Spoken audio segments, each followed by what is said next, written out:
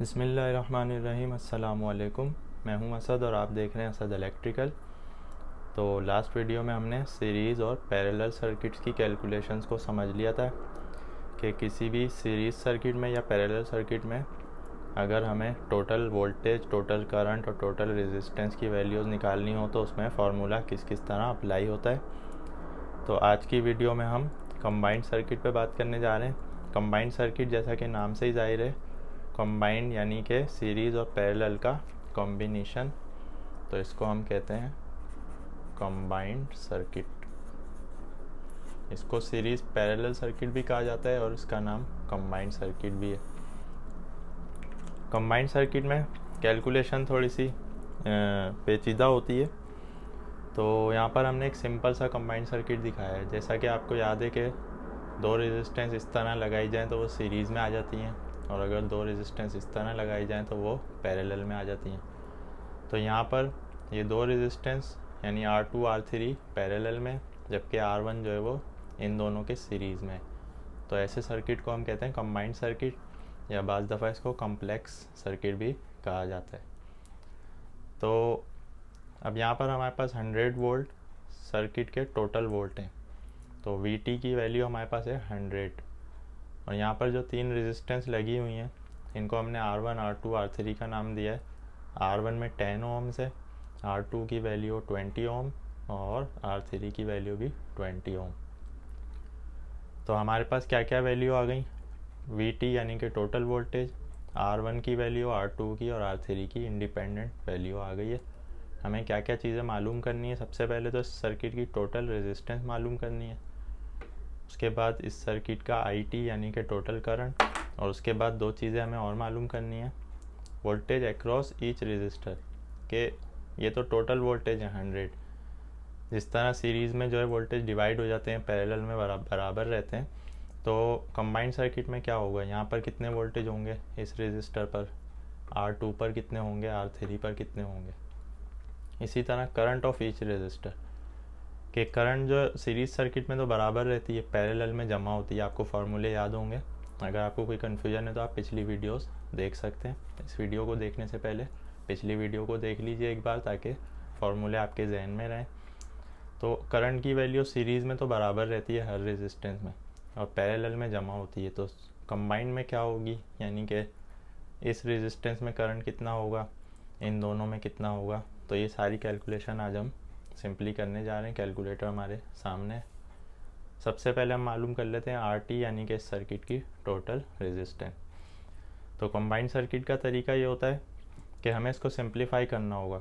अभी ये थोड़ा कॉम्प्लिकेटेड है, तो सिंप्लीफाई किस तरह होगा कि यहाँ पर जो दो रेजिस्टेंस पैरेलल में, सबसे पहले हम इन दोनों की जो वैल्यू टोटल बनेगी वो निकाल लेंगे। तो पैरेलल में रेजिस्टेंस का फार्मूला होता है 1/RT is equal to 1/R1 plus 1/R2। तो अब चूँकि R2 और R3 है तो हम यहाँ पे नाम दे देते हैं R2 और R3। तो R2 20 ओम्स की है, तो 1/20 0.05 हमारे पास ये वैल्यू आ गई। 1/R3 यहाँ पर भी 20 ओम है तो सेम वैल्यू आएगी 0.05। ये दोनों क्या हो रहे हैं? जमा हो रहे हैं। तो 0.05 को प्लस 0.05 कर देते हैं, हमारे पास वैल्यू आ गई 0.1। तो अब RT भी 1 से डिवाइड होती है, यानी कि 1/0.1, 1/0.1 10 ओम्स। तो ये 10 ओम्स हमारे पास क्या है? ये R2 प्लस R3 की कॉमन दोनों की जो है मिलाकर जो रेजिस्टेंस बन रही है वो 10 ओम्स है। तो सर्किट को सिंप्लीफाई इस तरह किया जाता है कि अब हम सर्किट की डायग्राम को थोड़ी देर के लिए थोड़ा सा चेंज कर लेते हैं। अब ये सर्किट डायग्राम ऐसे हो गई। R1 अपनी जगह है 10 ओम्स, R2 प्लस R3 की वैल्यू हमारे पास कॉमन 10 ओम्स आ गई है, क्योंकि ये दोनों पैरेलल में थी। अब सर्किट थोड़ी देर के लिए एज्यूम कर लें इस तरह का हो गया। अब ये दोनों रेजिस्टेंस क्या हो गई? सीरीज़ में आ गई, यानी कि R1 और R2 R3 की जो कॉमन वैल्यू थी अब ये दोनों सीरीज़ में आ गई। तो सीरीज़ में आपको याद होगा रेजिस्टेंस का formula RT is equal to R1 plus R2 plus R3 इस तरह। तो R1 हमारे पास है 10 प्लस R2 और R3 की कॉमन वैल्यू 10, तो 10 प्लस 10 20 ओम। तो ये वैल्यू हमारे पास क्या आ गई, टोटल रेजिस्टेंस सर्किट की 20 ओम से, जो कि आखिर में इस तरह का रह जाएगा। यानी कि अब ये एक रेजिस्टेंस रह गई है सर्किट में, ये 20 ओम है। ये सिर्फ हमने एज्यूम करने के लिए ड्राइंग बनाई है, सर्किट असल इसी तरह है। लेकिन इस सर्किट की टोटल रेजिस्टेंस अगर हमें मालूम करनी हो तो हम स्टेप बाय स्टेप इस तरह जाते हैं। तो फाइनली हमारे पास 20 ओम इसकी रेजिस्टेंस आ गई है। तो एक चीज़ तो क्लियर हो गई, IT यानी टोटल करंट बहुत ही सिंपल है। हमारे पास टोटल वोल्टेज पहले से मौजूद थे, टोटल रेजिस्टेंस हमने मालूम कर लिए, तो ओम्स लॉ अप्लाई कर देते हैं। I is equal to V upon R। तो V 100 divide by resistance 20, answer हमारे पास आ गया 5। तो ये 5 क्या है, इस सर्किट में बहने वाली करंट की टोटल मिकदार 5 एम्प्स। तो अब हमें पता चल गया इस सर्किट में जो करंट फ्लो हो रहा है उसकी टोटल वैल्यू 5 एम्प्स है। इस सर्किट की टोटल रेजिस्टेंस 20 ओम्स है। इस सर्किट के टोटल वोल्ट 100 है। ये 3 चीज़ें हमारे पास आ गई हैं। अब हमें 2 चीज़ें और मालूम करनी है, वोल्टेज अक्रॉस ईच रेजिस्टर हर रेजिस्टर पे कितने वोल्टेज ड्रॉप हो रहे हैं, यानी कि यहाँ से यहाँ तक, यहाँ से यहाँ तक, यहाँ से यहाँ तक, हर रेजिस्टर पे कितने वोल्टेज ड्रॉप हो रहे हैं। अब हम स्टेप बाय स्टेप दोबारा पीछे आएंगे। अब यहाँ से वापस एक स्टेप पीछे आ जाएं इस पर। तो सीरीज़ में अगर 2 रेजिस्टेंस बराबर वैल्यू की लगी हुई हों, यानी कि 10 और ये भी 10, तो क्या होता है, वोल्टेज डिवाइड हो जाते हैं और टोटल वोल्टेज उनको जमा करने के बाद आते हैं। तो सीरीज़ में फार्मूला रेजिस्टेंस का सेम है, R1 प्लस R2। अगर यहाँ 100 वोल्ट थे तो यहाँ पर कितने होने चाहिए, यकीनन 50 होंगे। तो 50 और 50 जब प्लस हो जाएंगे तो टोटल वोल्ट हमारे पास यहाँ पर 100 आ जाएंगे। तो साबित हो गया कि R1 पे तो 50 वोल्ट ड्रॉप हो रहे हैं।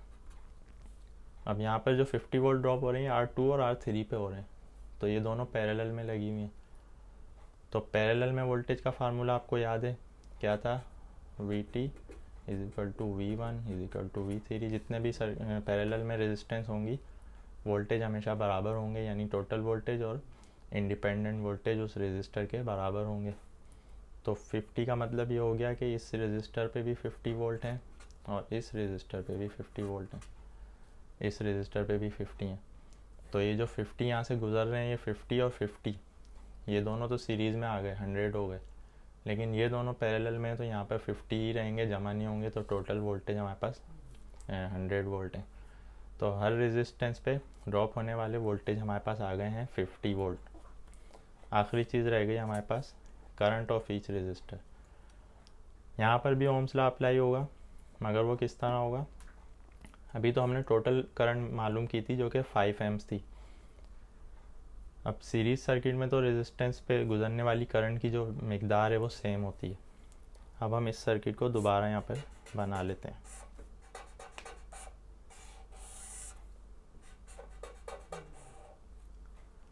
अब मान लें कि 100 वोल्ट यहाँ से मिल रहे हैं इसको दोनों टर्मिनल्स पर, 5 एम्पेयर की करंट यहाँ से फ्लो हो रही है, जो कि पूरे सर्किट की भी एक ही है, यकीनन 5 एम्पेयर ही है, चूँकि हमने IT मालूम की थी।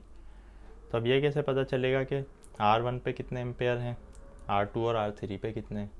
तो सिंपली R1 की वैल्यू क्या है, 10 ओम्स है, यानी कि R1 10 ओम्स का है। तो R1 के वोल्टेज कितने ड्रॉप हो रहे थे, 50।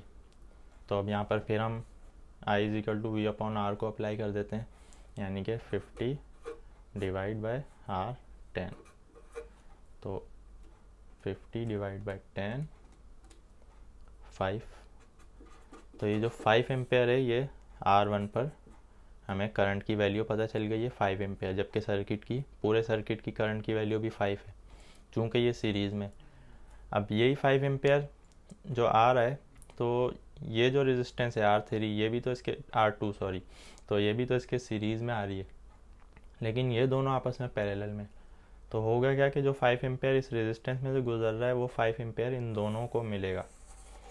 तो जब दो पैरेलल लगी हुई रेजिस्टेंस को जितना भी करंट मिलेगा तो क्या होगा, अगर तो उनकी वैल्यू बराबर है तो उसमें बराबर डिवाइड हो जाएगा। तो 5 डिवाइड बाई 2 2.5। तो जो दो पैरेलल में रेजिस्टर हैं उनमें से एक में 2.5 और दूसरे में 2.5 करंट ड्रॉ हो रहा है। तो पैरेलल में करंट हमेशा जमा हो जाता है, तो 2.5 प्लस 2.5 5 एम्पेयर हो गया। सीरीज़ में करंट बराबर रहता है तो 5 यहाँ पर भी रहेगा, 5 इन दोनों का जमाशुदा भी 5 है और सर्किट का टोटल भी 5 है।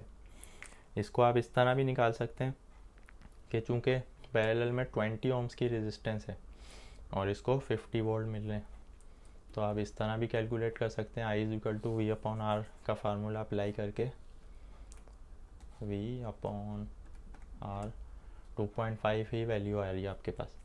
तो इनको आप जिस तरीके से भी कैलकुलेट करें, अगर आप इन फार्मूले के जो फार्मूले हमने बताए इनके तहत कैलकुलेशन करेंगे तो रेजिस्टेंस हमेशा सेम आएगी। तो किसी भी कंबाइंड या सीरीज़ पैरेलल सर्किट को सॉल्व करने का ये तरीका होता है कि उनमें लगी हुई पहले सीरीज़ की या पैरेलल की रेजिस्टेंस की वैल्यू ले ली जाए, फिर उसके बाद सर्किट की टोटल वैल्यू ले ली जाए। टोटल वैल्यू के बाद इस तरह फिर वापस 1 बाय 1 पीछे आते जाएं जहाँ से हमने शुरू किया था। तो सारा जो तरीका आज हमने आपको बताया, इस तरह किसी भी कंबाइंड सर्किट की रेजिस्टेंस, करंट और वोल्टेज की वैल्यूज़ मालूम की जा सकती हैं। चूँकि ये एक सिंपल सर्किट है कंबाइंड का, ये जितना कॉम्प्लिकेटेड होता जाएगा उसमें थोड़ी सी मुश्किल होती है, लेकिन जब ये प्रैक्टिस की जाए बार बार तो इस तरह हमें कैलकुलेशन समझ में आ जाती है। तो अगर आज की वीडियो से रिलेटेड आपका कोई भी क्वेश्चन है आप कमेंट्स में ज़रूर पूछ सकते हैं। वीडियो पसंद आने की सूरत में लाइक कीजिए, चैनल को सब्सक्राइब कीजिए। नेक्स्ट वीडियो तक के लिए इजाज़त दीजिए। अल्लाह हाफिज़।